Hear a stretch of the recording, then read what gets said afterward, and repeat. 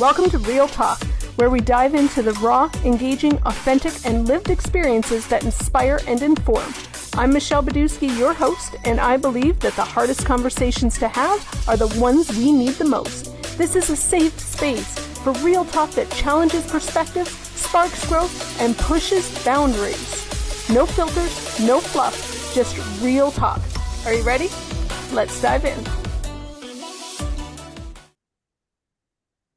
Hey everyone, it is Michelle Badusky, and I am super excited. This is another conversation about the Brandon School Division's by-election, which is coming up in Brandon, Manitoba, Canada, because I know I got lots of followers and listeners that aren't in Manitoba or in Canada, but we're talking about our local Brandon School Division by-election, October 16th, and I'm sitting down with one of the 7 candidates that is fighting for a single seat on the board, Bonnie-Lynn Mills, and I'm super excited. And I said this the other day when I talked to another candidate, Bonnie. This is the first time I've ever been involved or gotten, to sit down and talk to candidates in any election, provincial, municipal, school board, federal, where I didn't know any of the candidates. Usually I know someone, but out of all 7 of you, I don't think I've ever met any of you in person. So it's a really good opportunity for me to ask questions that people who don't know you would ask because I don't know you. So welcome to my show. That sounds great. Yes, thanks for having me. I really appreciate being here. Well, we're gonna have a great conversation. So now I'm gonna start off by saying this is your 4th time running for Brandon School Division. You did run as a candidate in 2020, 2022, the by-election in 2023, and now in 2025. It's something that I know that you told the Brandon Sun a couple years ago that you felt really strongly about. So here you are again. Tell me about Here that. I am again. Hopefully, fourth time's the charm. Yes.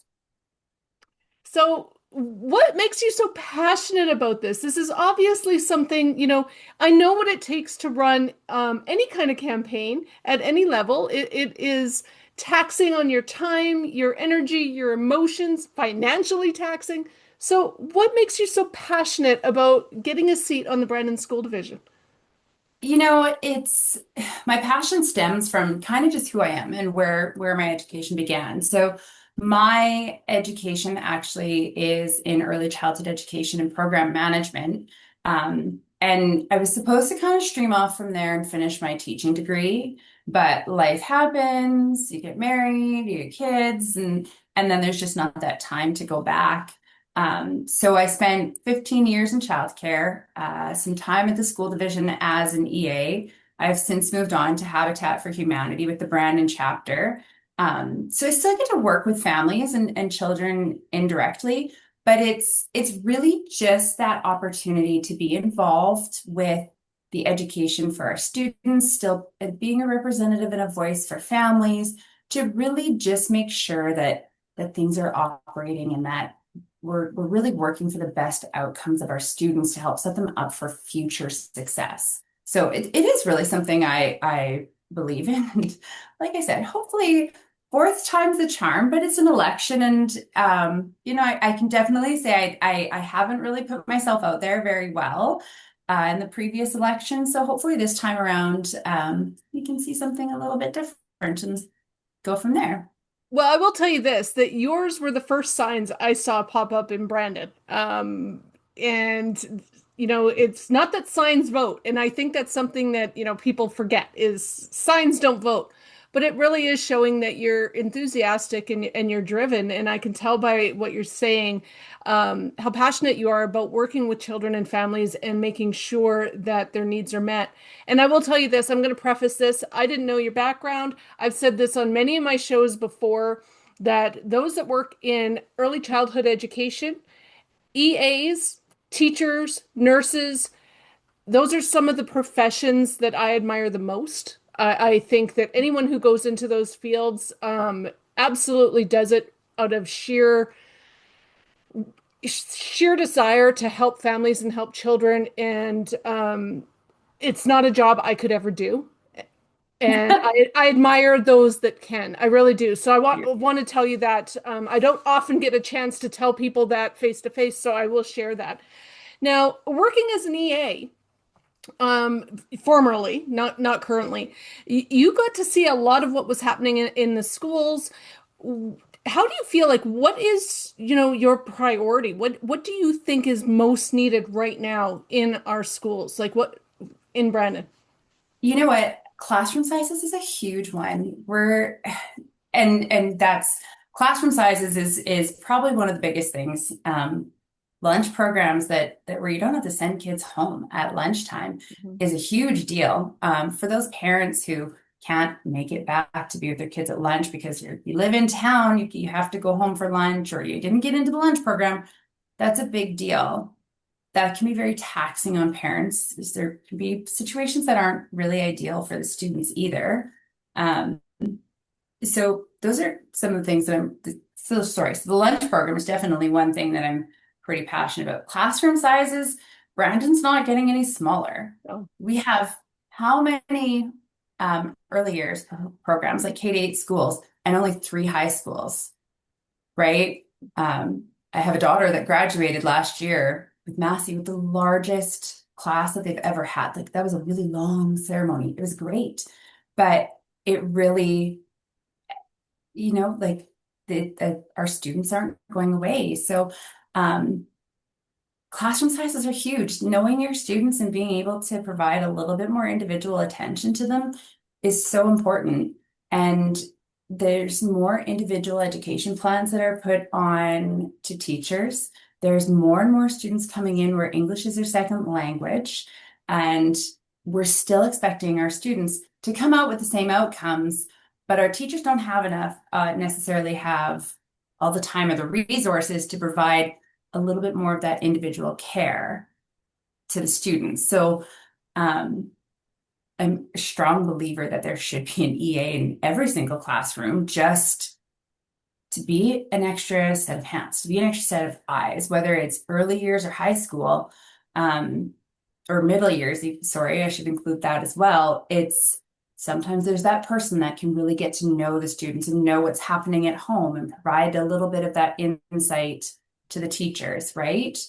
Um, Students are kind of falling through the cracks because you have students who have undiagnosed learning challenges and they're going on and on because they're kind of just passing through and they're slipping through, they're just barely squeaking by, right? So some of that detection um, for the learning challenges for students comes with being able to pay attention to them, to know them, to read them, to be able to see how they respond to you. So that personal connection to teachers, like a great teacher can make a world of difference in a kid's life, and a teacher that you just don't click with also makes a big difference in a child's life. So yeah, those are some of the things that I really stand on. And um, in my biography online, or not biography, my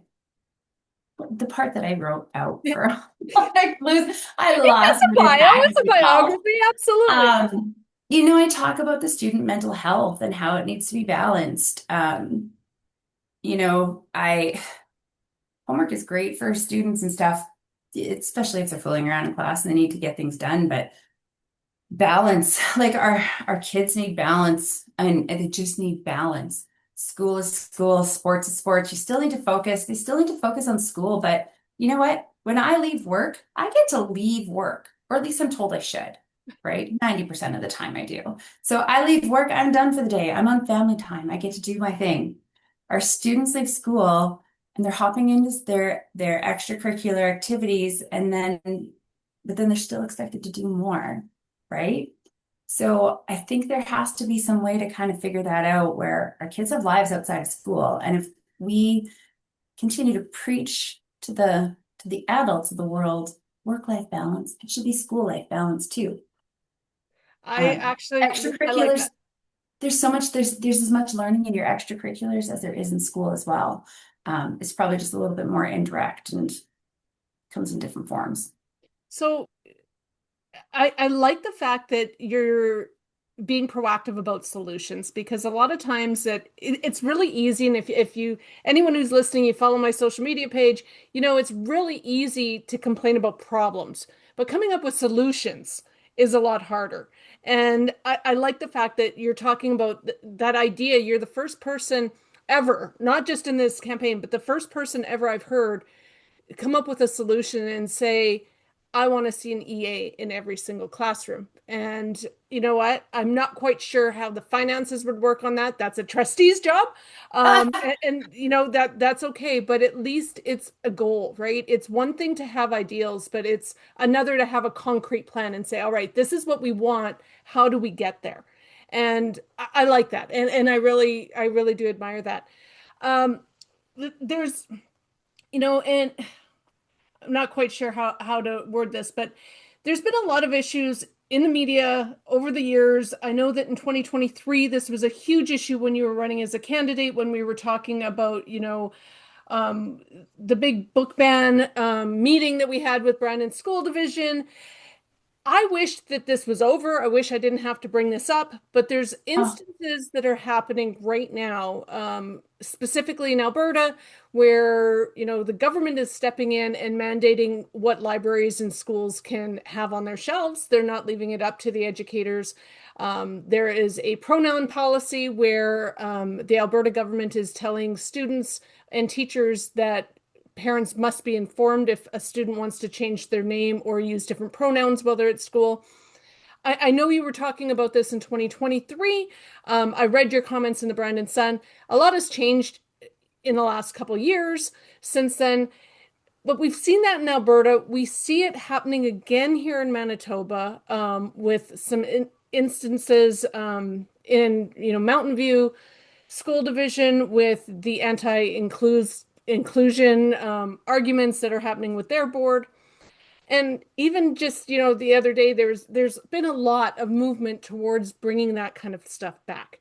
So I'm not here to debate. I'm not here to argue. I'm asking you, where do you stand on that issue? And where do you see the role of the school board when it comes to those issues? so where I stand on the issue is for me, I always want to respect a person as a person. And back in 2023, I was kind of I really did say like, yeah, I think parents should know. Like I understand, like like this is part of knowing the kid, right? Knowing the kid and the safety, and maybe they need some help telling parents, but personal experiences have really changed my perspective and opened my eyes. And I'm like, yeah, you know, students do deserve, absolutely deserve their dignity and safety as a person, right? As a person. And I am never going to know what it's like to be that person who doesn't fit into what society considers normal, right? Because or whatever the term is. Probably not the best terms. But so for students who are changing their pronouns or identifying with a different name, um, identifying as or identifying as trans or whatever their sexuality will be, at the end of the day, who are we're not here to judge and to say this is how you have to fit into you have to fit into these boxes to learn. No, it's our job to make expand the boxes so that all the students fit in, so that all the students feel are included. This is the public education system. If you want your kids to only be identified as he, she, go by their names, and you want them to be very restricted on the books that they're reading and what they're learning, pay for them to go to private school. That's usually a Catholic school. That's right. Like that's kind of where it is. This is a public education system. I don't think there's really not time or place for anybody to impose their personal beliefs on somebody, especially on our students. Um, I think we need to allow them to be able to explore and find themselves, and we need to be able to respect who they are. So, and yeah, I don't know, literature, like, You know what? And I think that's fair. And I commend you for that, because we do change and we grow. I've made comments in the past about subjects that I no longer agree with, and being able to admit that and say, I did think this back then, but I've changed, I've grown, I've seen a different perspective. I like that. I like having the humility to come in and say, you know what, I wasn't 100% sure where I stood a couple years ago, but now I know where I stand. And I think that's important in a leader to be able to admit that. Well, and I think it's really important that what, honestly, what people believe personally to be like what people believe personally and in specifics about um, identities and sexualities, when you're serving for, when you're serving for a position that's to serve the community as a whole, you need to look at the community as a whole. So, if there's people who, if you don't, if you're really trying to just work one agenda and say that this is how it has to be, then like you got to It follow might human be not a rights. position for you. It's not a position for you. Like there's human rights that have to be taken into consideration. There's just dignity and respect for people and allowing just the opportunity to allow people to be themselves, Well, I like think that's a really important point because, a lot of this is being touted as parental rights and the rights of the parents to know. And my stand has always been that if your child wants to change their pronouns, if your child is identifying as a sex they were not assigned at birth, and you don't know, that's a you problem. It's not up to the school to inform you. You need to start asking yourself why your child's not telling you. And it's not really, you said it yourself, our teachers have enough on their plates. They can't be the gender police. And I don't think that's fair to ask them. So that's a really important point, I think, when you talk about that inclusivity and and relying on our leaders to really serve everyone, not just a specific group and their views. and I will say like the reason like yeah, I did believe that like parents should know. You should tell parents. Parents should be informed. Okay. Parents should be informed about the schooling and the academics. Absolutely. Um, teenagers are sexually active and curious, and nobody's going around and telling them when teenagers are messing around with other teenagers, right? Like, so there has to be a degree of privacy on that. But I will say, Students and our kids have rights too. And I think that's where this parental rights thing comes in. It's like our kids have rights, and nobody ever seems well, to want to talk about that. right? And I and we want to set our students up to be successful adults.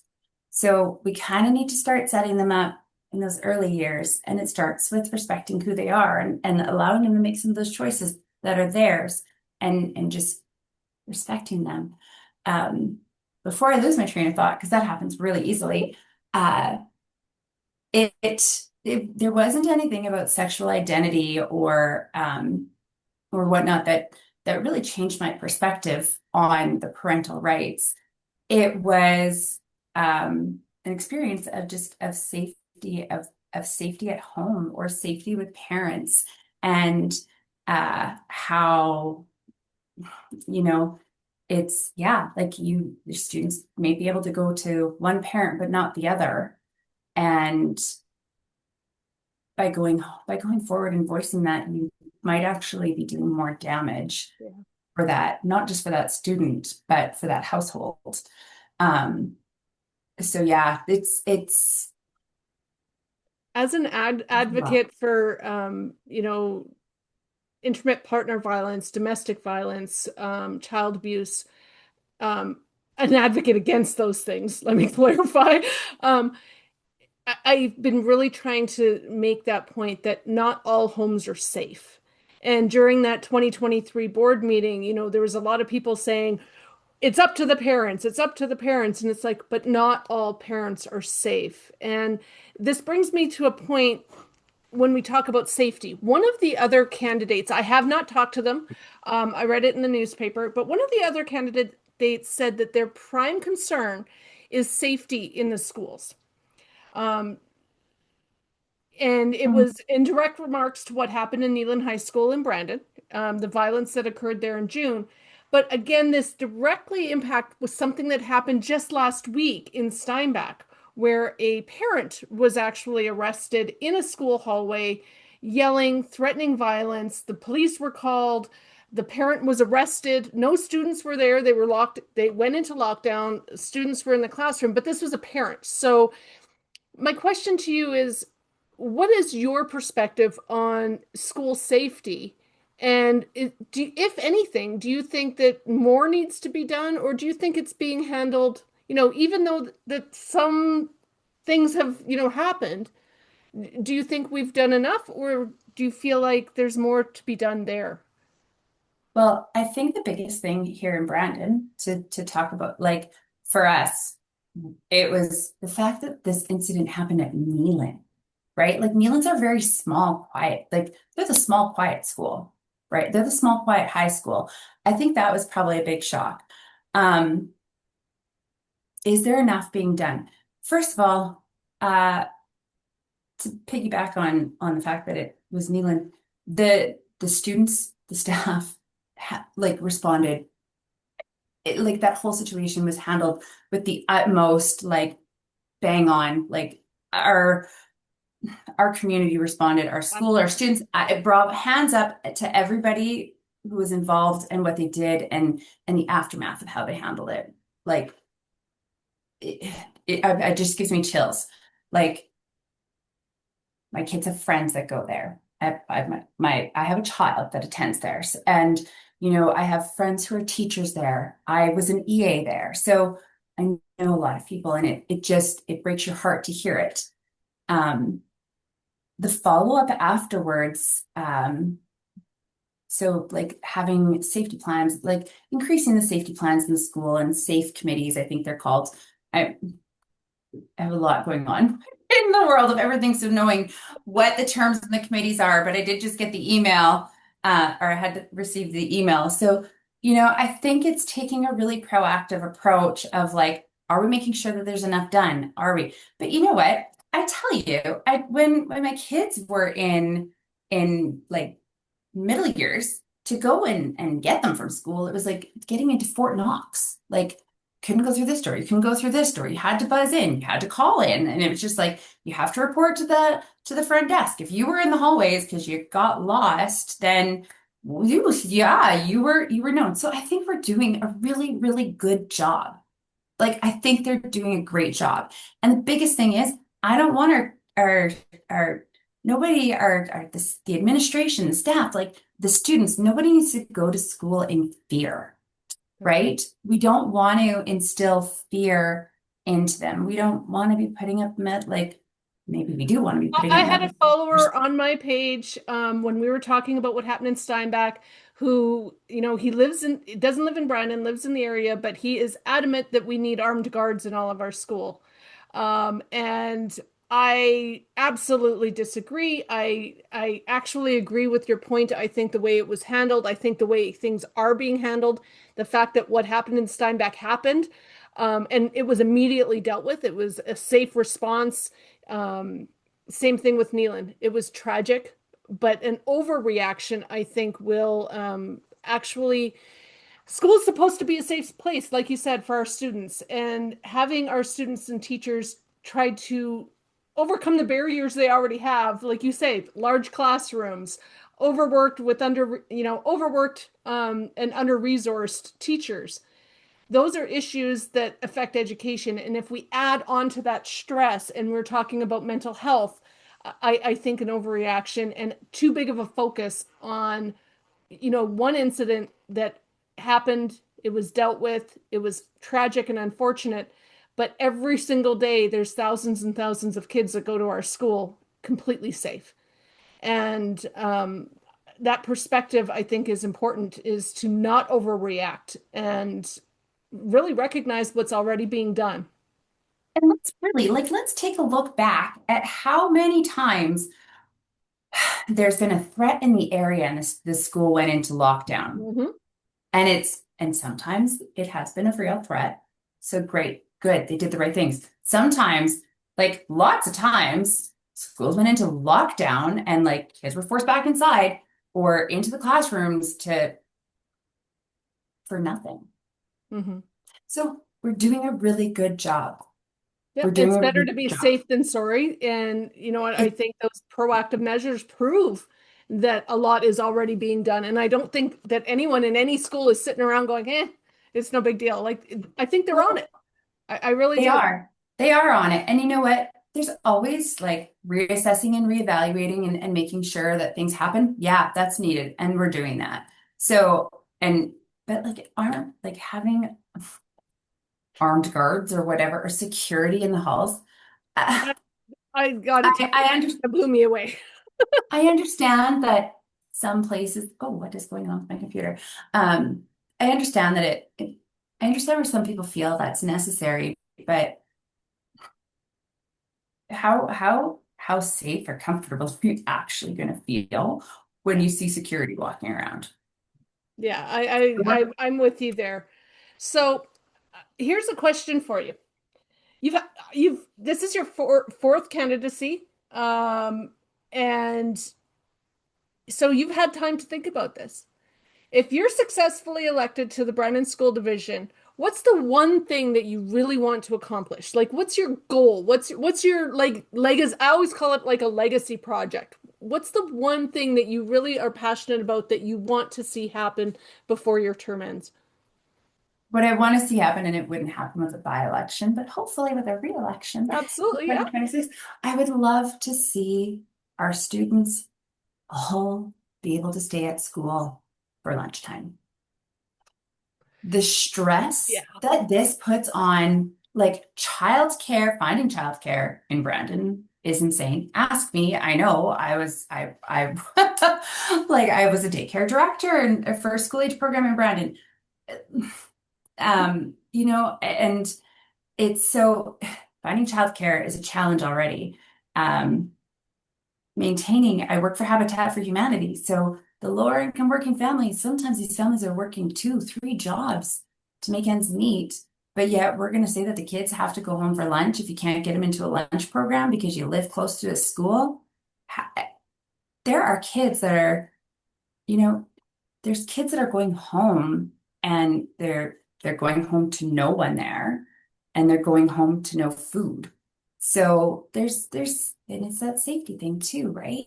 So it's just I think it's all and connected as well with the mental health and and you know, and I'll tell it's you this right now, I live rurally, always have. I have never lived in a place where kids couldn't stay for lunch. and now I it's the never same for have. So me, when I found this out that this was a normal thing for city schools, it blew my mind. It really did. That right? I didn't even know it was a thing.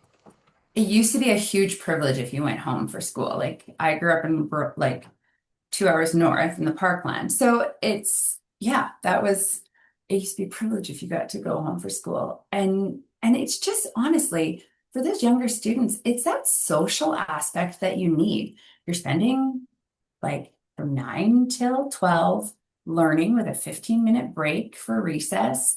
And then you're coming back and you're from 12 till 3:30 learning with a 15-minute break for recess. Where are those social skills that we're developing?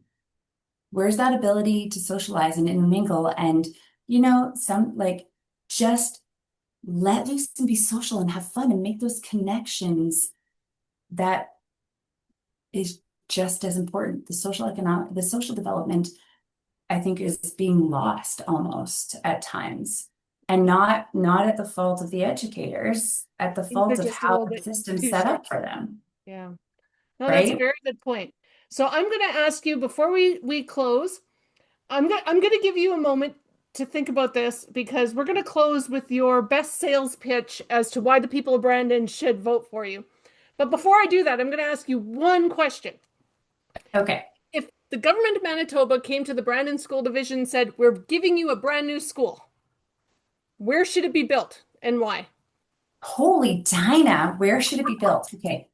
Okay, I'll tell you this. I'm stealing this question from the Spruce Woods provincial by-election. This was a question that was asked of the provincial candidates in the by-election, and I thought, damn, that's a good question. So I'm stealing I it. really, I really like it. Okay, so we have one in like Southeast Mass over here. I think it kind of almost needs to be like East End, North Hill, or like towards the Brookwood area. So Like there would needs you to be say another high school. Like a we high need another school? high school. We could use two more high schools for good God's sake. Awesome. All But right, so a high school on the North Hill or the East End. That's your vote. or Brookwood. Like, Or Brookwood. yeah, placement is a tough one, but we need another high school. Awesome. All right. So we're finishing up here. I want to thank you so much for joining me. I really enjoyed this conversation. But I'm going to end with you telling Brandon why should they vote for Bonnie Mills in the Brandon School Division by-election on October 16th. Advanced polls do open on October 8th and 11th. The reason I'm saying this is because school board elections have the worst voter turnout of any elections, and yet I think they're the most important, which is why I am doing this series of interviews to make sure that people get informed, get out there and vote October 8th, October 11th, or October 16th. So why should they vote for Bonnie Mills? I'm I'm coming in with not with one mission and not for anything self-serving. There's nothing that I'm doing to be on this board that is going to benefit me specifically. My kids have gone, well, they went through the Brandon School Division from K to 12. One's finishing out. There's nothing that I'm implementing that is for me. There's things or implementing, want to implement that's for me. I want to be there. I want to be a voice for the students. I want to be a voice for parents. I want to be a voice for the like just for everybody and really look out for the best interest of how can we maximize to serve our students to the best possible capabilities. I Awesome. just I just want to see I just want to see our students leave our school system as young, capable adults ready to take on the world. Well said. I love that. And as a parent of four myself, I 100% agree that our job is to prepare them for adulthood. And schools play a huge part in that. So thank you, Bonnie. Bonnie or Bonnie-Lynn? Sorry, I've been calling you Bonnie, but it is Bonnie-Lynn, right? It's Bonnie-Lynn. I do that because it stands out. Okay. My name Bonnie-Lynn is Mills. I Bonnie-Lynn. love it. Yeah. Going by Bonnie is just fine. I should have asked you that before we started, but thank you again, Bonnie-Lynn. I really appreciate your time. And for everyone who's listening, make sure you get informed. If you live in the Brandon, Manitoba catchment area, vote. Just get out and vote because you know what? We cannot continue to allow things to be happening in our society without using our voices. We are privileged to be able to vote for our representatives in this country, and not using that privilege is an insult. So thank you again, Bonnie, and to everyone else, we'll catch you next time. Thanks so much, Michelle. That's it for this episode of Real Talk, where we tackled the hardest conversations because they're the ones we need the most. I can't wait to hear your thoughts and opinions. Let's keep the conversation going. Follow me on Facebook, Instagram, and Blue Sky, or connect with me on LinkedIn. Don't forget to like, share, and subscribe so you never miss an episode. Until next time, stay real, stay engaged, and keep living your authentic truth.